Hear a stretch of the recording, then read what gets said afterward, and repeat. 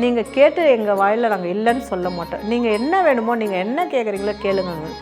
ஒரு நிமிஷம் அப்படியே யோசித்து, முல்லா நீ ரொம்ப விருப்பத்தோடு வாழற பற்றியா, உன் மனைவியை தான் எனக்கு வேணும் அப்படின்றார். நாமளும் இந்த நேரத்துக்கு எவ்வளோ ஆத்திரப்பட்டு ஒரு என்ன வார்த்தைடா கேட்டா அப்படின்னு அப்படி சண்டை போடும். ஆனால் நாயனார் அப்படி துள்ளி குதிச்சார். எப்படி, என்கிட்ட இருக்கிற பொருளை தானே நீங்கள் கேட்டிருக்கீங்க அப்படின்னு சொல்லிட்டு உடனே அந்த அம்மா இப்போ சமையல் ரூமில் இருப்பாங்க, போயிட்டு சொல்கிறாரு, அம்மா வந்த நாயன்மாருக்கு நான் உன்னை அர்ப்பணிச்சிட்டம்மா அப்படின்னு.